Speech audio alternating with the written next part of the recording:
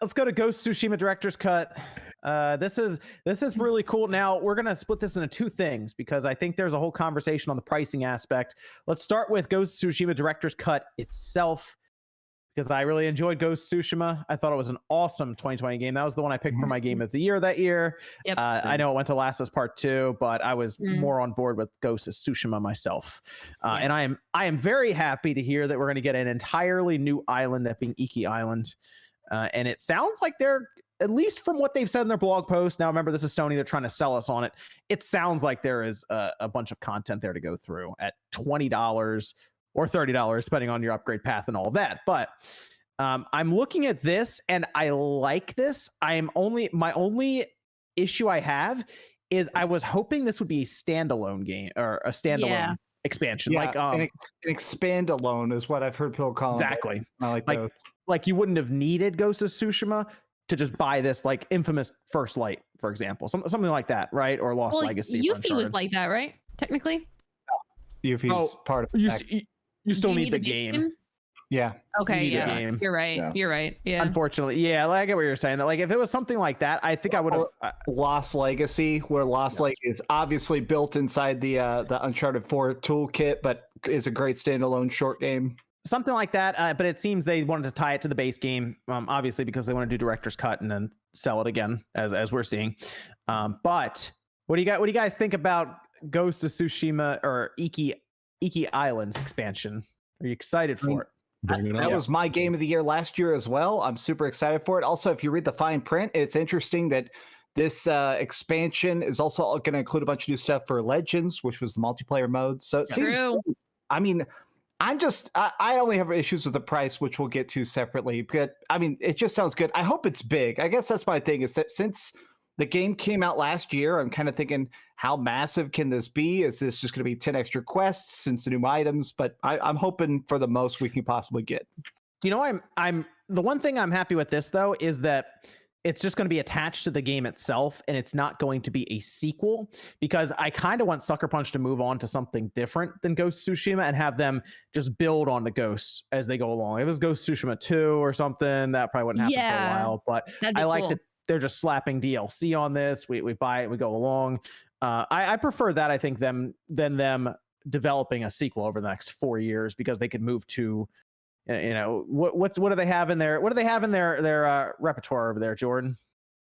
Yeah, there might be some lightning to look forward to in the next couple of years. But something like that, right? Move on to something new, have Ghosts still get kind of content built out for it, and then we just kind of buy it as it releases. So Final Fantasy 13, 3, 4. I mean, there's a 3 involved, and Final Fantasy will return, 13 4. Final Fantasy 13 4. You nailed it. You nailed it. Yep, you got it. That's what they're working on. You like Ghost of Tsushima, Jordan? How you feel about this? See director's cut.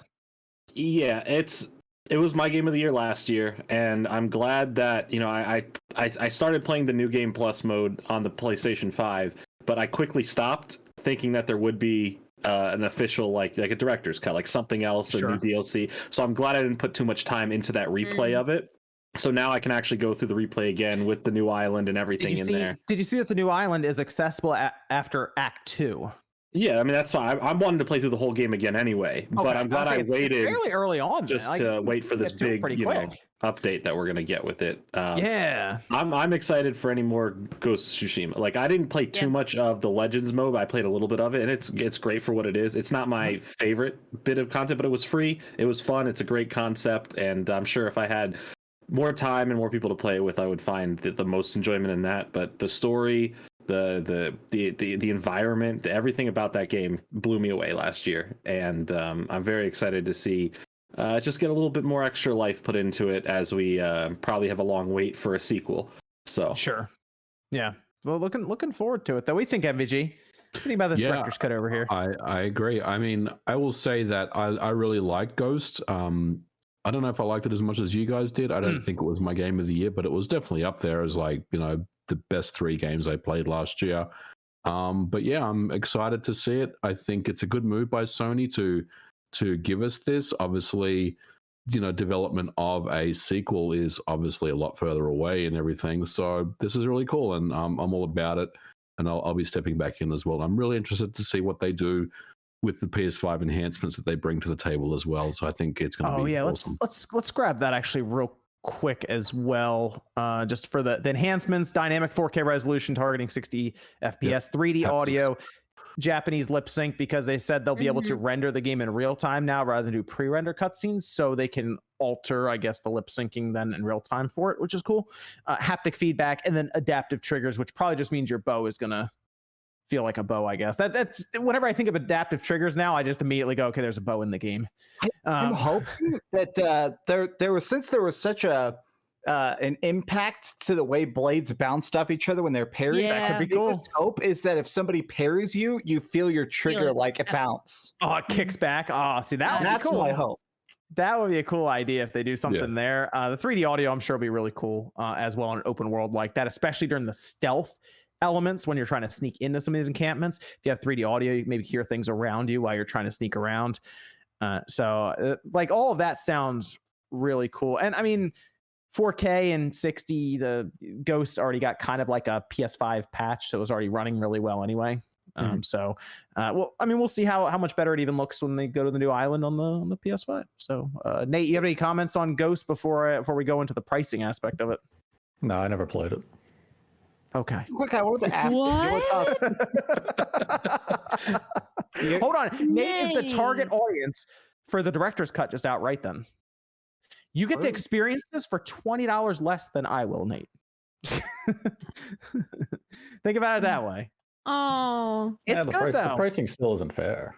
Okay, I know, but I'm saying this is a great opportunity to pick up a very good game at $70. I know you'll definitely enjoy it, Nate, because there's a lot of those moments, and I remember specifically the episode that you were just talking about, you know, being able to like stand and like the music plays, you know, with Death Strain and how that really affected you. Like Ghost is it amplifies that too, because there's so many colors and the lack of UI and the wind and the animals, especially with that audio. If it's going to be like more enhanced, like being able to hear like the fox crying in the background, or we have monkeys now. There are any monkeys on Iki Island. Yeah. Nate, I think you'd love it. I think you would like this game too. Yeah. Wildlife is part of the side quests in a way. Beautiful. So just by them showing the monkeys, that's why everyone's so excited about it. Is because we're like, well, what does that mean? New collectibles? You know. I mean, the opening, just the opening with the title card was awesome. It's literally the best opening sequence. Yeah, it's really good. It's really good. Did you?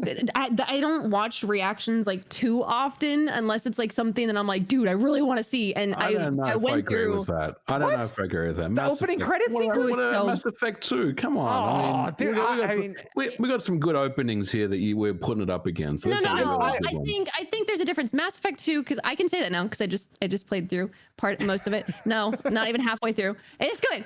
But I think it's cool with its intros where you're still technically playing. You know, it's kind of like God of War-ish, you know, where you're still involved and it's happening while you're doing it and you're like, oh, am I a dev? What's going on? Like, am I behind the scenes?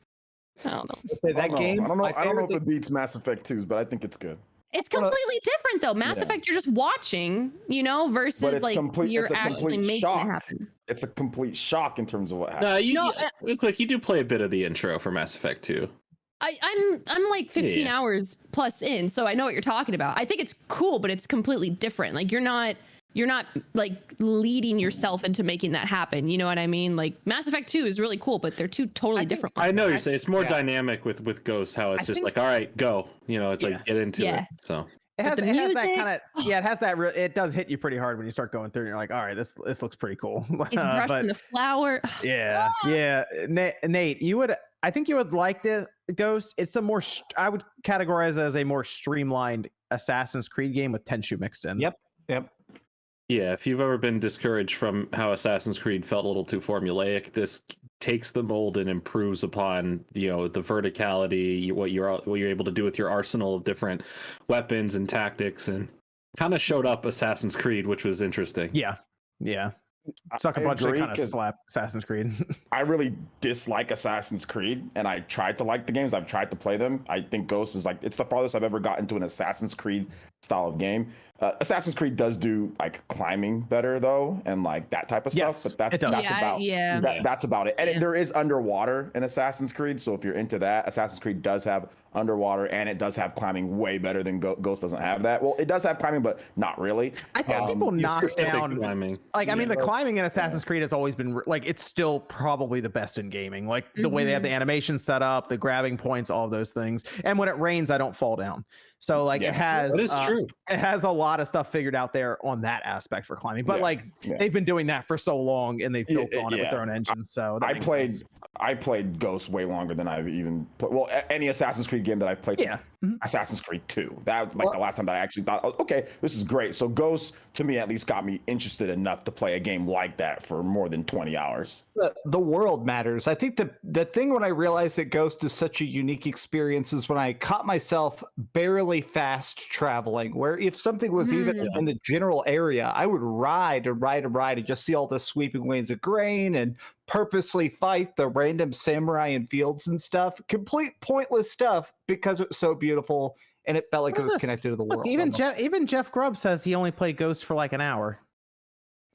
Oh, he did live on that man in Starfield, chat. so It's a good game. Don't misunderstand. It's a really good game, but it's got that that open world fatigue about it. You know, and even with me, right? I was about 20 hours in, and I was like, oh man, this game is really starting to drag on a little bit. And I had to pick myself up to finish the game. I mean, I loved the story, and that was what really compelled me just to start and finish the entire game. But there's definitely moments of that game where it's like, it's a little mundane. It's were you trying to uncover all the map though? Yeah, because I wanted to like 100% and everything, which I didn't. Okay. But, I mean, you and I both know MVG with like Valhalla. Like you guys rolling through Valhalla over there. Valhalla is the most like boring trek from place to place. It felt like sometimes I really had to push myself to get through the last 30 hours of that 120 hours I put in that. It was a drag, but like even with Ghost, like. Aside from like I barely used the fast travel, but even when I did, like it was almost instant, and I was really impressed at how fast that ran. So I can only imagine how instant it's going to be with the with the director's cut here. The last 30 hours. So specifically, real quick, I want to ask a question to Jordan. Jordan, you're one of the biggest movie buffs I know. You collect DVDs and stuff. How do you feel about the fact that all these video games now are using the term director's cut when these are definitely not director's cuts? It's such a weird misuse of this Hollywood term. What do you think of that? I mean, it's just a fancy label. It's nothing more than just saying, yeah, we're putting stuff in. It makes it seem like it kind of gives you that weird feeling. It's like, so Sony wouldn't let you guys put this in the game in the first place, and now we're saying, okay, the game did great, so now the director can put the extra stuff he wants in there. We'll fund that. I don't really know how the term comes, because I know that's using it. Isn't Death Stranding using the term director's cut as well? Yeah, that's why it was in my mind. Yeah, I can see Kojima. I understand Kojima putting it there because he wants to be in film, and Hollywood. That game is very film-like, so I understand that. Yeah. And Ghost of Tsushima, for the most part, is very film-esque with how it frames its scenery, cutscenes. They do remove that HUD Kurosawa mode in there, so like I understand calling it that, but I mean it's just, you can call it Game of the Year edition, you can call it enhanced version, like it really doesn't matter. It's just a label. It doesn't bother me. I just think it's a little. I don't know. You know what? It's time for though now, Jordan. It's time for Assassin's Creed to go to Japan. Yeah, well, yeah. Well, then they're gonna be. They either have to go to Japan or they either have to go to Japan or space. Pick one. Well, it ain't space, and it's definitely going to be Japan. Space Japan. Oh, my favorite space country. Now that Assassin's Creed, I know before Valhalla was the one that was chosen to be like the one that came out last year. There is a development of a Japan-based Assassin's Creed game, so I'm guessing that will eventually turn into the next game. That will get, or not, maybe they scrapped it, but I know they were working on one. So Jordan, didn't they made one of the smaller ones in China, right? So yeah, they made the side-scrolling one of the sides. So it was China, Russia, and India, right? Was it, or what am I missing? Was it not Russia? No, there was China for sure. I played that one and I turned it off almost instantly. I liked them. They're okay. They're nothing too crazy. Just better than Valhalla, I'll say. I had more fun with those three games than Valhalla. But on Black Friday. Black Friday Valhalla was cheap, and you kept telling me about it for that whole month you were playing it. You kept being like, still playing it. So I bought it because of your suffering. Oh, man. Thanks. I get nothing out of that. Sure, yeah.